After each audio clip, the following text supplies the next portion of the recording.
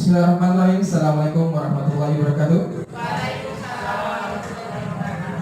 Yang saya hormati Bapak Kepala Sekolah, Bapak yang mewakili, Bapak Ibu Dewan Guru SDN 07 Kota Utara.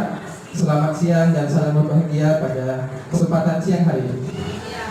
Alhamdulillah, syukur kepada Allah Tuhan Maha Esa, berkat rahmat limpahan-limpahnya pada siang hari ini kita dapat berkumpul kembali Bapak Ibu dalam kegiatan yaitu menyebarkan pemahaman dan penerapan pengalaman budaya positif aksi nyata model 1.4.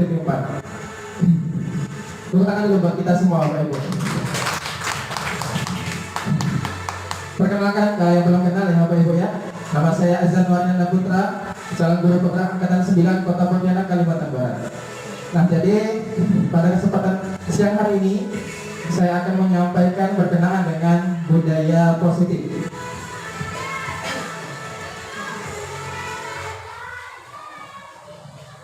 Nah, Bapak Ibu sekalian ya, jadi ada namanya konsep inti budaya positif. Yang pertama yaitu perubahan paradigma belajar, kemudian yang kedua disiplin positif, yang ketiga nilai-nilai kebajikan, yang keempat kebutuhan dasar manusia, yang kelima motivasi perilaku manusia, yang keenam posisi kontrol guru, yang ketujuh keyakinan kelas, dan yang terakhir segitiga restitusi. Nah, Bapak Ibu sekalian, ya, pertama terkait pembelajaran dengan paradigma baru. Nah, pada yang lalu ya, paradigma yang lalu itu kegiatan pembelajaran itu selalu berpusat pada guru. Jadi apapun kegiatan, aktivitas selalu guru yang menjadi istilahnya sebagai sumber utama belajar. Nah, sekarang Bapak Ibu sekalian ya berubah, ada paradigma baru, yaitu pembelajaran dengan paradigma baru merupakan pembelajaran yang dirancang berdasarkan prinsip pembelajaran berdiferensiasi, sehingga para peserta didik belajar sesuai kebutuhannya berdasarkan tahap perkembangan sesuai teori psikologi modern untuk mewujudkan profil pelajar Pancasila. Nah, jadi sekarang ini ya kita sebagai seorang guru Bapak Ibu sekalian harus memfasilitasi murid ya untuk belajar. Nah, gimana caranya? Dengan berbagai macam cara. Kenapa? Karena anak itu unik. Anak itu kata Bapak Ki Hajar Dewantara itu ada namanya apa namanya istilahnya kodrat alam dan kodrat zaman Bapak Ibu. Nah, jadi anak itu sejatinya ya Bapak Ibu ya, dia itu punya lingkungan yaitu kodrat alam. Jadi masing-masing anak itu pastinya berbeda-beda kebutuhannya, berbeda karakternya pula. Nah, sehingga tentunya cara mengajar kita, strategi mengajar juga harus berbeda. Kemudian ada namanya kodrat zaman nih. Nah, sekarang kan zamannya apa? Generasi Z ya Bapak Ibu ya kan?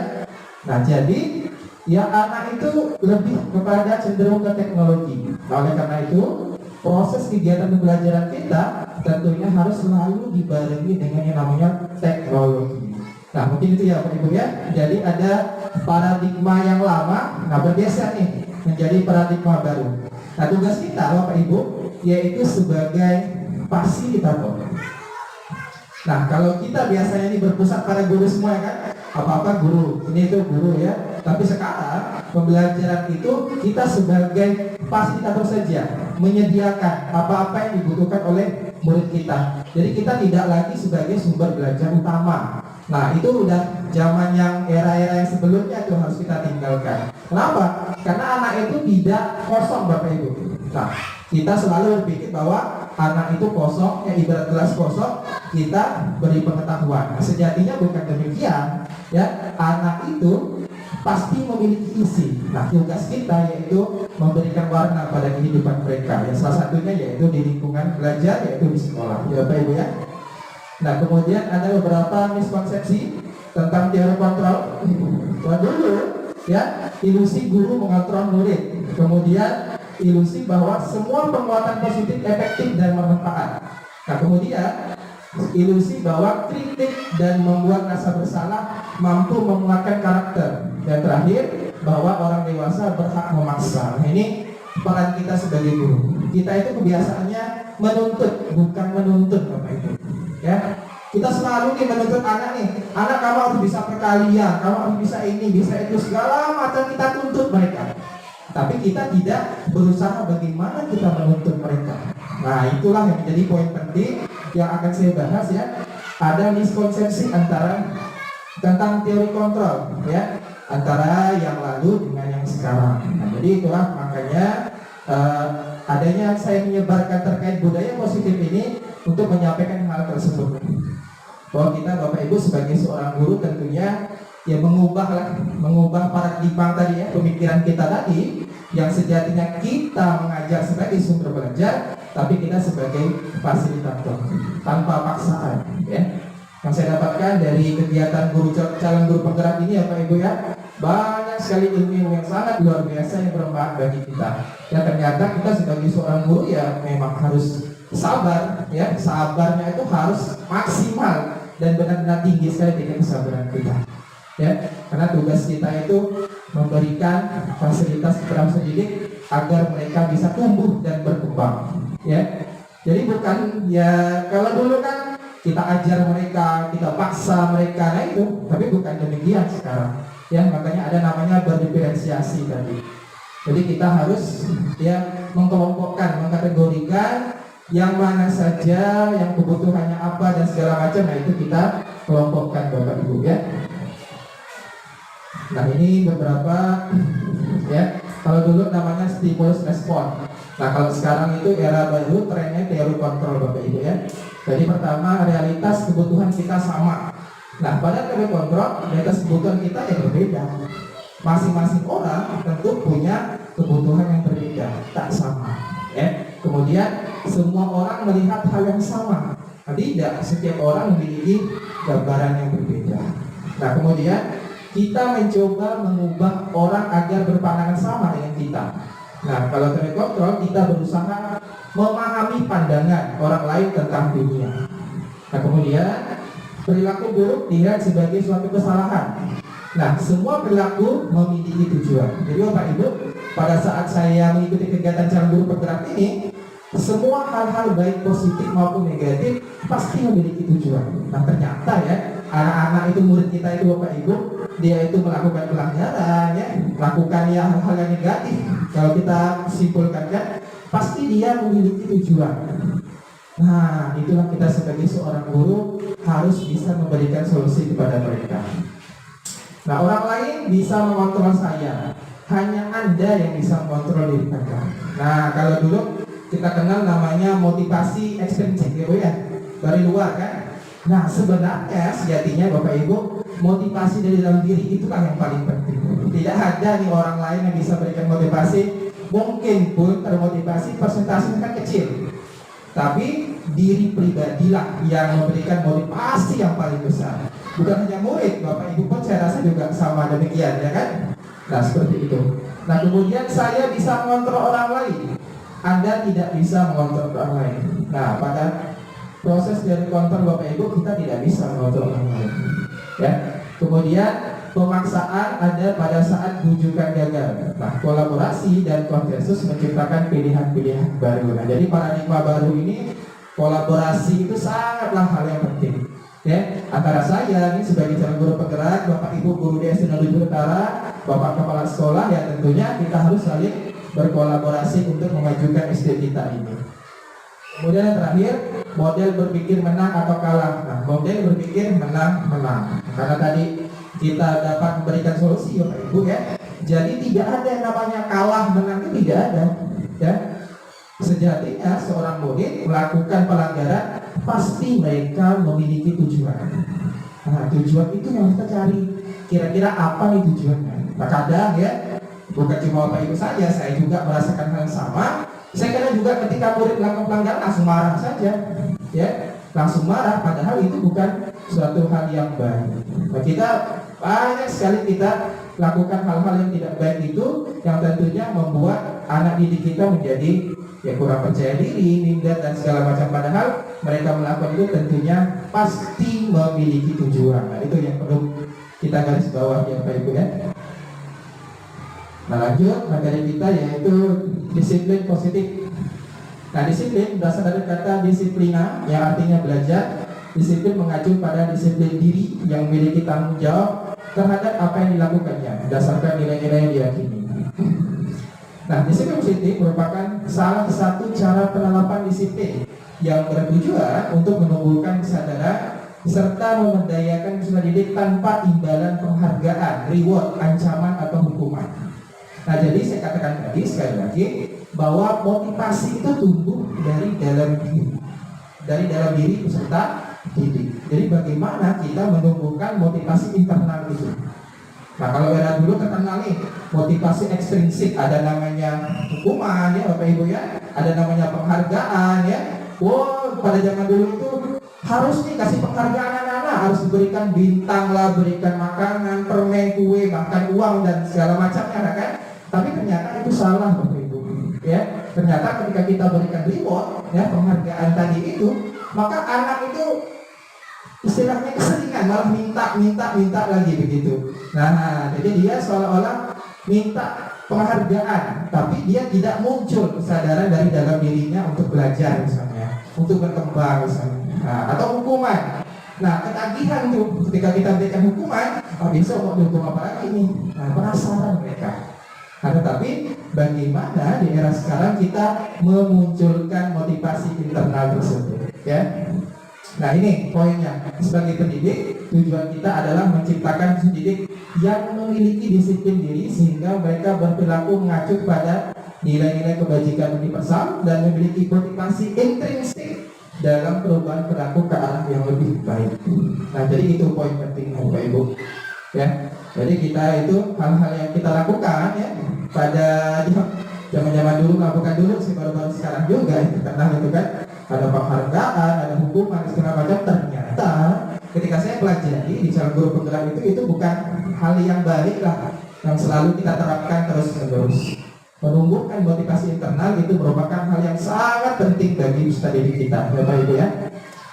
Nah, lanjut berkaitan dengan nilai-nilai kebajikan. Nah, ini Bapak Ibu ya.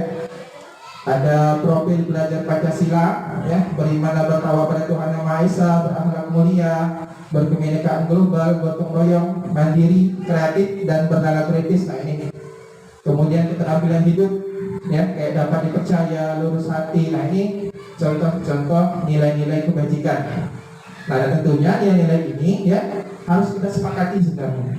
Kita sepakati dalam lingkup kelas. Nah, makanya ada pada saat Bapak Ibu biasa ngejakan PNM tuh, lapor balik mengajar kan disuruh tuh aksi nyata, disuruh untuk keyakinan kelas. Nah, keyakinan kelas itu isinya ya Bapak Ibu ya, yang nilai-nilai kebajikan ini yang harus kita terapkan kepada murid-murid kita agar mereka paham, mereka mengerti dan mereka laksanakan. Itu yang paling penting Bapak Ibu ya. Nah, ini dasar mengapa motivasi intrinsik perlu dan mengapa tadi sekali lagi saya katakan ada perubahan ya, paradigma baru dari yang lama ke yang baru ya. Ini dasarnya bahwa kebutuhan dasar manusia adalah segala sesuatu yang kita lakukan untuk mendapatkan apa yang kita inginkan. Seluruh tindakan yang kita lakukan memiliki tujuan tertentu dan semua usaha terbaik yang kita lakukan adalah dalam rangka agar kebutuhan dasar kita terpenuhi dengan baik. Jadi murid-murid kita, Bapak Ibu ya, anak-anak kita itu punya kebutuhan dasar, ya, kebutuhan dasar. Nah, kebutuhan dasarnya apa saja? Ada 6. Yang pertama bertahan hidup, kasih sayang dan rasa diterima, penguasaan, kebebasan dan kesenangan. Nah, ini 6 kebutuhan dasar manusia. 5 ya Bapak Ibu ya. Jadi kalau bertahan hidup itu makanan, pakaian, tempat tinggal, keamanan, kesehatan. Kasih sayang dan rasa diterima, dipedulikan, berbagi, kerjasama, menjadi bagian dalam kelompok.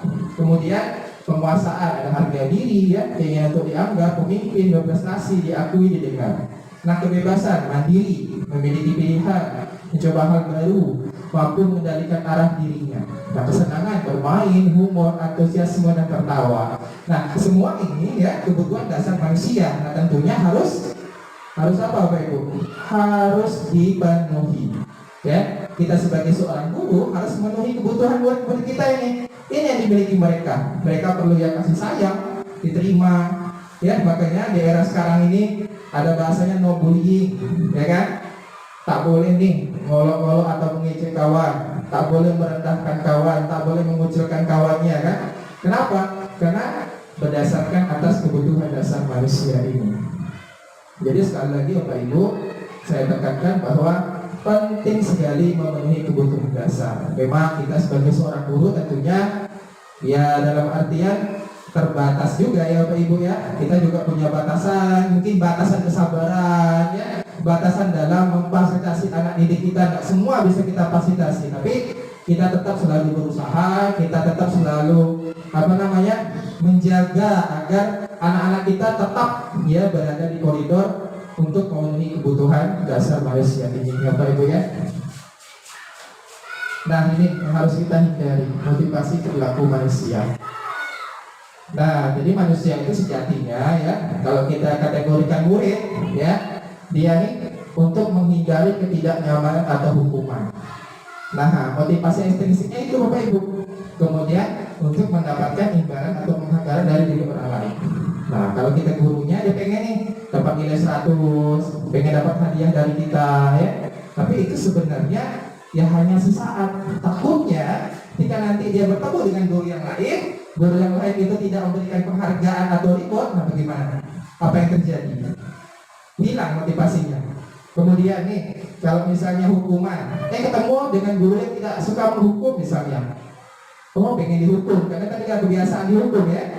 Jadi karena kebiasaan dihukum ya pengen dihukum terus, sehingga ya hilang motivasinya, ekstrinsik. Oleh karena itu ya tugas kita sebenarnya yang menumbuhkan motivasi intrinsik Bapak Ibu, yaitu untuk menjadi orang yang mereka inginkan dengan menghargai diri sendiri dan nilai-nilai yang mereka percaya.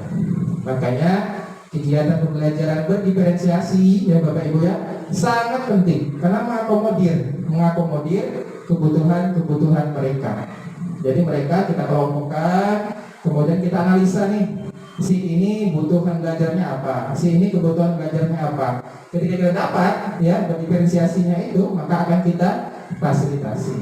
Ya memang Bapak Ibu tidak mungkin setiap hari ya kan, tidak mungkin setiap hari kita laksanakan, tidak mungkin saya rasa. Nah tetapi ya kita tetap usahakan, misal 1 minggu sekali kan, atau 2 minggu sekali. Kita biasakan anak dengan berbagai metode, berbagai strategi, berbagai media. Ya pernah yang saya lakukan itu Bapak Ibu ya. Misalnya nih kita dengan materi rantai-rantai makanan nih Bapak Ibu ya. Nah rantai-rantai makanan, kemudian ada anak yang kita minta untuk nonton video dari Chromebook misalnya, dari laptop ya kan. Jadi anak nonton nih peristiwa rantai makanan. Ada juga yang mengawati langsung. Mereka bekal kertas kosong menggambar ke taman yang kita punya itu Bapak Ibu ya. Mungkin di sana itu ada rantai-rantai makanan, ya ada cacing mungkin kan, di sana ada serangga mungkin, mungkin di sana mungkin ada ular mungkin kan. Nah anak menggambar, ada burung dan segala macam, anak menggambar. Nah ada juga yang kita suruh wawancara, yang aktif, yang suka ngobrol, kita suruh dia wawancara dengan guru kah atau dengan lingkungan sekolah kita. Jadi terpenuhi ini ya berdiferensiasi tadi itu. Karena diferensiasi itu ada 3 Bapak Ibu. Ada berdiferensiasi prosesnya, ada berdiferensiasi produknya, dan ada berdiferensiasi hasilnya begitu ya, inti ya. Jadi begitulah kiranya. Jadi ada 3 tuh Bapak Ibu karena harus kita penuhi ya. Nah ya, ini ada 3 perbedaan, ada hukuman, konsekuensi, restitusi. Nah ini yang saya pelajari pada saat mengikuti kegiatan calon pengguru penggerak ini Bapak Ibu.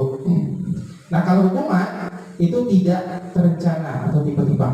Nah, sedangkan yang murid tidak tahu apa yang terjadi, tidak dilibatkan, bersifat satu arah. Ya jadi berupa hukuman baik fisik maupun psikis. Nah kalau konsekuensi itu terencana, disepakati sesuai peraturan.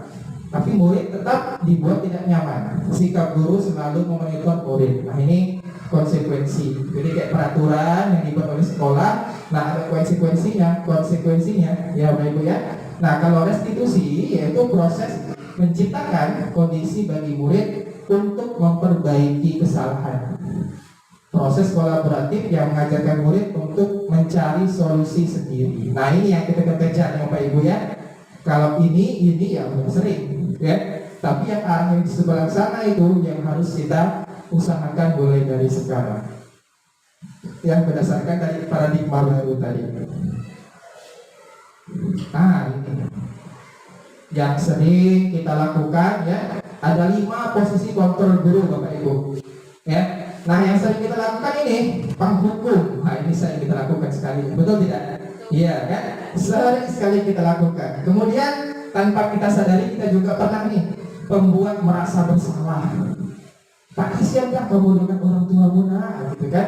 Kita mulai pura-pura bersedih Bapak Ibu, nadanya lemah lembut ya kan? Nah kita buat mereka merasa bersalah nih. Nah kita buat mereka. Kemudian teman. Nah ini tapi bahaya juga Bapak Ibu. Ketika kita mengkondisikan diri kita antara murid kita seolah sebagai teman, takutnya mereka nantinya itu ada apa istilahnya, tidak menghargai kita. Ya, jadi juga hati-hati juga nih, jaga-jaga nih. Ya, jangan sampai kebablasan bahasanya. Karena anak era milenial sekarang ini maklum lah Bapak Ibu. Ya, udah mulai nak berteman dengan gurunya, jadi bebas gitu ya. Itu hati-hati ya. Kemudian pemantau. Nah ini yang terakhir manajer. Nah, yang poin yang penting ya dari 5 posisi kontrol ini yang saya pahami ya Pak Ibu ya, kita harus menjadi seorang manajer dalam proses ya menyelesaikan masalah-masalah yang dihadapi oleh anak. Nah, nanti ada videonya akan saya tampilkan.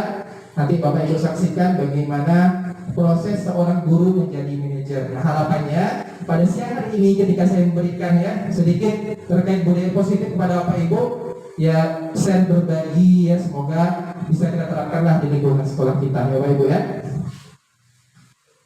Nah ini ada contoh kasusnya, siswa tidak memakai atribut lengkap saat upacara bendera. Nah ini ada tindakan-tindakan nih dalam 5 posisi kontrol kita tadi. Nah kalau penghukum, hormat pada bendera selama 1 jam, hormatlah murid kita Bapak Ibu ya, sampai hitam-hitam mereka kan, karena mereka hanya tidak memakai atribut. Padahal ya mungkin ya ada alasan tertentu mengapa mereka tidak menggunakan atribut.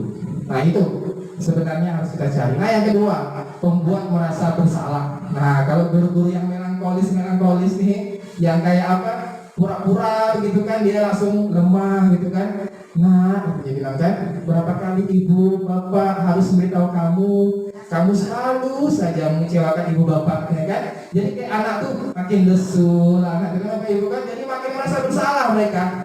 Jadi sedih gitu pembawaannya, ini pembuat merasa bersalah, ya. Nah kemudian, teman, ayo dong, gitu kan? Nah ini biasa guru-guru PCOK nih. Kalau kita posisikan sebagai guru PKIT hari Senin, nah ini, ayo dong ikuti aturan sekolah. Tolong bantu ibu bapak ya sekali ini. Ya sudah tidak apa-apa. Kali jangan sampai berbuat seperti ini lagi ya. Nah itu teman CS gitu kan. Jadi antara murid dengan gurunya berteman CS ya. Nah kemudian memantau. Nah ini kalau guru piket yang taat aturan ya Pak Ibu. Wah dipantaunya nih. Memang dikontrolnya disesuaikan dengan aturan sekolah. Jadi kamu sudah melanggar peraturan sekolah, kamu tahu konsekuensinya. Setelah upacara kamu beli atribut koperasi dan jangan diulangi lagi. Nah ini agak keras ya. Jadi ini memang posisinya sebagai ya kayak guru piket memantau gitu ya. Nah kemudian yang terakhir manajer. Nah ini yang harus kita upayakan Bapak Ibu ya. Jadi jangan sampai ya tadi alasan anak itu kita katakan banyak alasan. Ini jangan ya. Karena memang sejatinya manusia itu punya kebutuhan dasar tadi, dan itulah alasan mereka itu harus kita terima ya sesuai dengan kodrat manusia tadi ya. Apakah kamu tahu kesalahanmu? Kira-kira bagaimana kamu perbaiki kesalahanmu? Itu kalau kita posisi sebagai manajer. Nah jadi ini harapan kita Bapak Ibu kesana ya. Jadi Bapak Ibu guru ya SDN 07 Kota Utara, besar harapan saya kita dapat mengejar posisi ini Bapak Ibu. Dalam artian manajer bukan kita sebagai kepala sekolah atau pimpinan sekolah ya Bapak Ibu ya, tapi kita itu juga sebagai pemimpin di kelas kita masing-masing Bapak Ibu. Ya, kita manajernya di kelas kita. Ya, jadi kita harus dapat mengontrol murid kita masing-masing. Nah, sekarang ada beberapa pertanyaan ya, Bapak Ibu. Ya, yang pertama, saya kecewa sekali dengan kamu. Nah, ada yang bisa kira-kira posisi apakah ini, Bapak Ibu? Kalau bisa sebutkan dan berikan alasannya. Nah, posisi apakah ini? Saya kecewa sekali dengan kamu. Nah, posisi apa? Ayo, posisi apa, Bapak Ibu? Mungkin Bu Emi bisa, Bu Emi? Kira-kira posisi apa dan berikan alasannya, Bu Emi? Tidak ada replenya.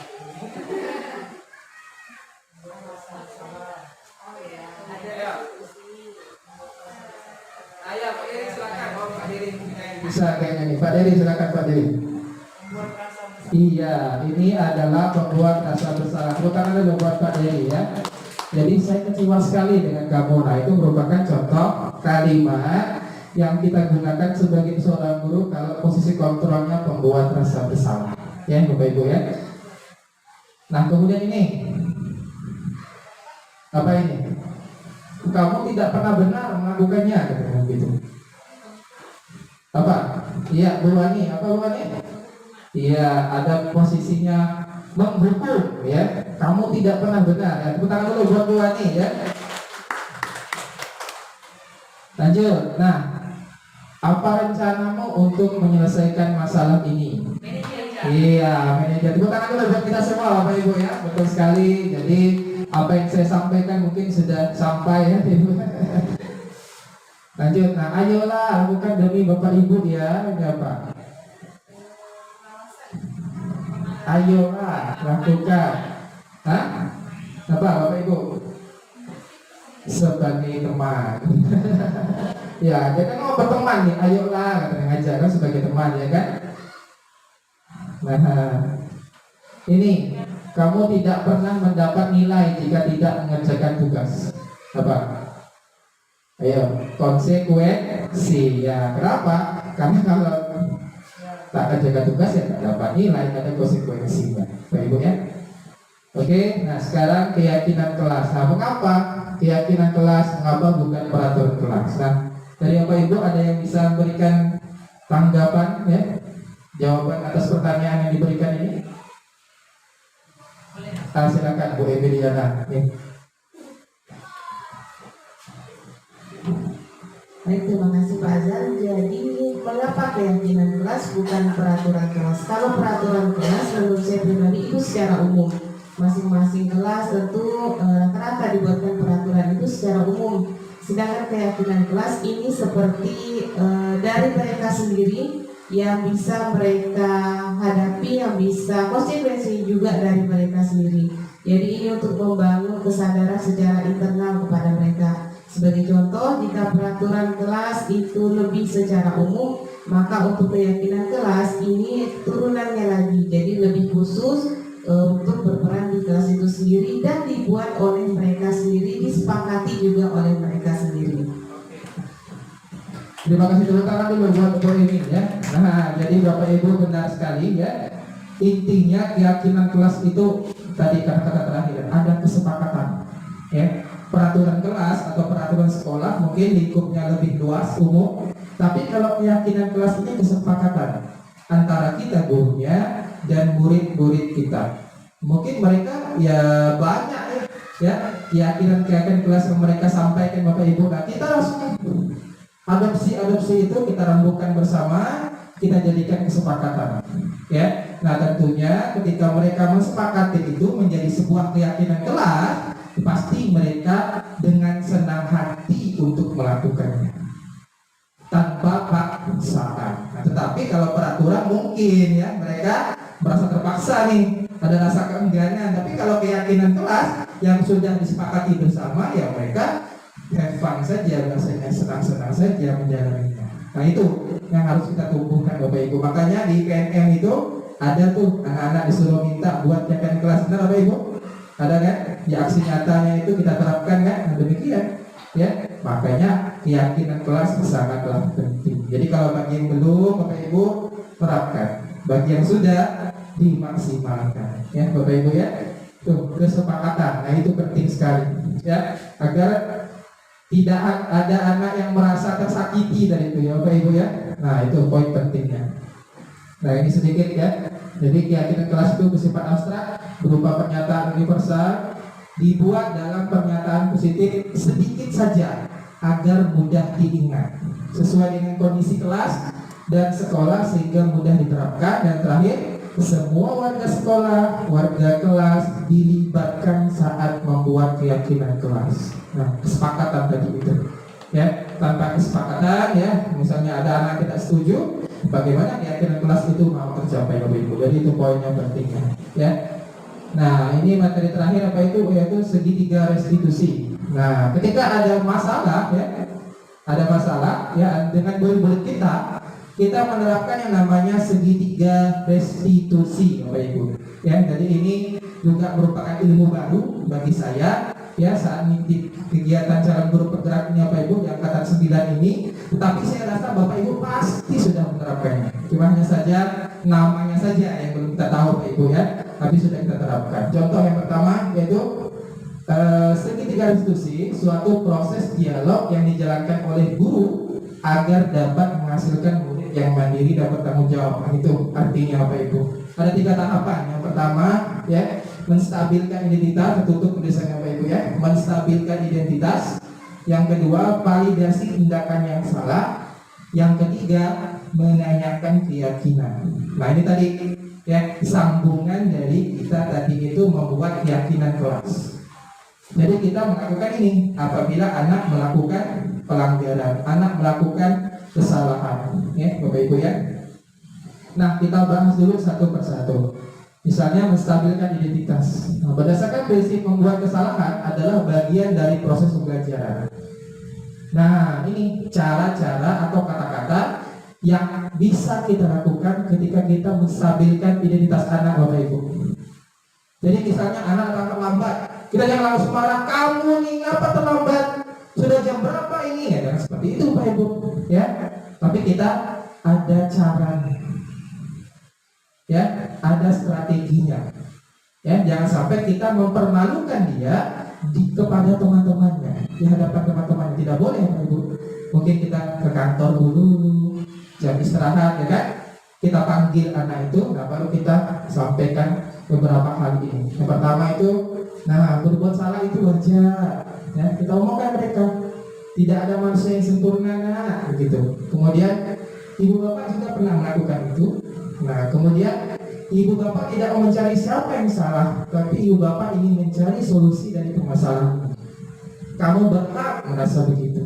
Nah, banyak sekali permasalahan murid, Bapak Ibu, ya. Kayak mungkin dia nyontek kawannya, ya, berkelahi. Nah, memang ya kita ini kadang kesabarannya ada batasnya juga, Bapak Ibu, ya. Nah, tapi usahakanlah, ya, kita lakukan hal-hal yang positif seperti ini. Nama juga tadi budaya positif, ya Bapak Ibu, ya. Nah, ini menstabilkan identitas. Jadi kita stabilkan dulu identitas anak dengan pertanyaan-pertanyaan. Nah, yang kedua, validasi tindakan kesalahan. Nah, berdasarkan prinsip setiap perilaku berupaya memenuhi suatu kebutuhan tertentu. Nah, Bapak Ibu, anak-anak itu, ya, murid kita melakukan kesalahan itu jangan kita anggap biasa aja. Jangan. Dia pasti punya alasan tertentu, Bapak Ibu. Kayak dia nyontek kawannya, ya pasti dia punya alasan. Dia berkelahi, pasti dia punya alasan. Dia terlambat, pasti dia punya alasan tertentu. Nah, inilah poinnya. Berupaya memenuhi suatu kebutuhan tertentu. Ya, mungkin dia sering ganggu kawannya, dia cari perhatian kita, ya kan? Nah, mungkin dia datang terlambat karena keadaan, misalnya rumahnya jauh, atau ya misalnya terlambat karena bangun kesiangan, misalnya banyak main HP, misalnya kan? Nah, sejatinya kita harus, ya, mencarikan solusinya. Nah, ini beberapa kalimat yang bisa kita sampaikan, Bapak Ibu, ya, kepada anak didik kita apabila kita ingin validasi tindakan yang salah tadi. Kamu pasti punya alasan mengapa kamu melakukan hal itu. Padahal kamu bisa melakukan lebih buruk dari ini, ya. Nah, kamu patut bangga karena telah melindungi sesuatu yang penting buat. atau kamu melakukannya karena mempertahankan sesuatu yang penting bagimu. Nah, ini beberapa kalimat-kalimat yang bisa kita sampaikan ketika kita validasi tindakan yang salah. Nah, kemudian menanyakan keyakinan. Nah, ini Bapak Ibu ya. Jadi yang terakhir itu kita menanyakan keyakinan nih. Ketika keyakinan kelas sudah kita buat ya. Jadi anak-anak itu sudah termotivasi nih dari dalam dirinya. Oh, aku harus patuh terhadap keyakinan yang sudah dibuat. Atas dasar apa tadi? Kesepakatan Bapak Ibu. Jadi ada kesepakatan tadi nih antara guru dengan murid. Nah, muncullah motivasi dari dalam diri. Oh, aku tak boleh terlambat nih. Kalau aku terlambat, nah nanti ya aku malu dengan kawan. Ya mungkinlah dapat hukuman dari guru dan segala macam. Ya walaupun ya itu kan motivasi eksternal tadi ya, tetapi tumbuhnya dari dalam diri Bapak Ibu atas kesadaran dirinya. Oh, dia yang memikirkannya ya. Nah, ini kita tanyakan apa keyakinan kelas kita, nilai apa yang telah disepakati bersama, seperti apa gambaran sebuah kelas yang ideal menurut kamu. Nah, kamu ingin menjadi orang yang seperti apa. Nah, ini segitiga restitusi yang mana harus kita terapkan apabila ada masalah-masalah yang kita hadapi. Nah, tentunya seperti mediasi ya Bapak Ibu ya, guru murid. Kalau tidak ada solusi, nah maka bawa kita ke pimpinan. Nah, tapi sebelumnya kita selesaikan dulu ya internal kita antara guru dan murid itu. Jadi jangan sampai sudah keluar dulu masalahnya, tapi belum kita selesaikan ya Bapak Ibu ya. Nah, mungkin saya akan berikan contoh ya bagaimana segitiga restitusi Bapak Ibu diterapkan dalam lingkup proses kegiatan belajar mengajar. Nah, walaupun mungkin tidak sesuai jenjang kita ya, tapi semoga bisa berikan gambaran lah kepada Bapak Ibu. Oh, seperti ini loh segitiga restitusi. Kita langsung ke intinya ya Bapak Ibu ya.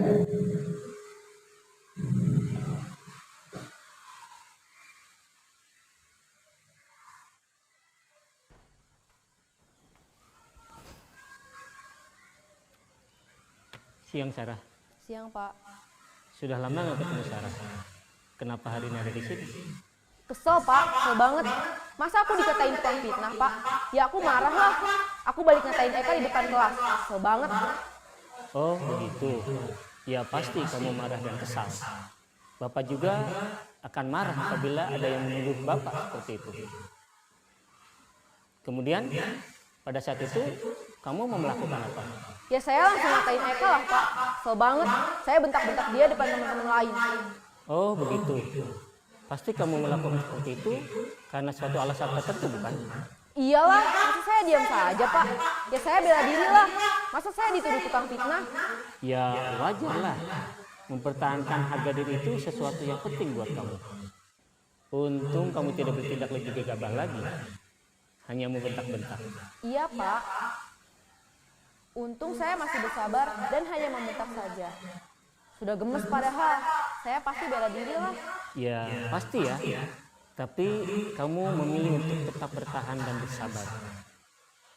Kamu memilih untuk tidak berbuat lebih parah lagi bukan? Iya. Nah, sekarang coba kita lihat lagi. Tindakan kamu yang bentak-bentak Eka di kelas. Tindakan kamu itu kira-kira sesuai dengan keyakinan kelas atau prinsip kamu tidak? Enggak lah Pak. Capek Pak jadi pemarah. Jadi keyakinan atau prinsip mana yang kurang sesuai dengan keinginan kamu? Ya, saya sebenarnya sangat menghargai orang lain.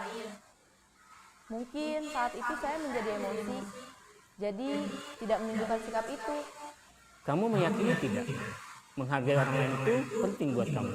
Yakinlah Pak. Iya, setuju. Kita harus saling menghargai. Namun ada juga keyakinan yang kita sepakati yang perlu kita jalankan apabila kita sedang marah, bukan? Ya, saya bisa lebih proaktif, mulai dengan diri sendiri. Saya bisa jadi lebih bersabar, mengambil waktu jeda untuk berpikir mau apa selanjutnya. Kira-kira kamu bersedia memperbaiki masalah ini tidak? Bersedia Pak. Kalau kamu memperbaiki masalah ini, kamu akan menjadi orang seperti apa? Saya akan menjadi orang yang bertanggung jawab kali ya Pak. Dan senantiasa proaktif. Iya. Menurut kamu, bagaimana rasanya menjadi orang seperti itu? Ya nyaman lah. bangga bisa bersabar dan menahan diri. Baiklah kalau begitu. Yuk kita pikirkan bagaimana memperbaiki masalah ini.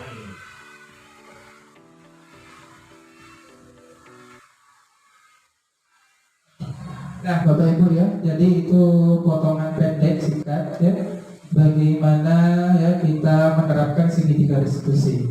Memang di video ya gampang Bapak Ibu ya, apalagi udah disetting ya kan. Tapi sejatinya ya itulah yang harus kita terapkan kepada anak didik kita.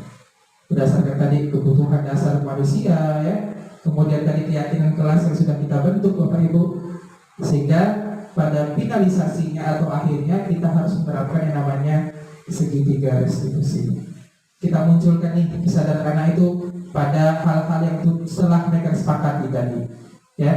Jadi Bapak Ibu mungkin itu yang bisa saya sampaikan ya, yang bisa saya bagi praktek baik kepada Bapak Ibu semua ya. Sekali lagi saya ucapkan terima kasih kepada Bapak Ibu yang pada kesempatan siang hari ini bersedia hadir ya.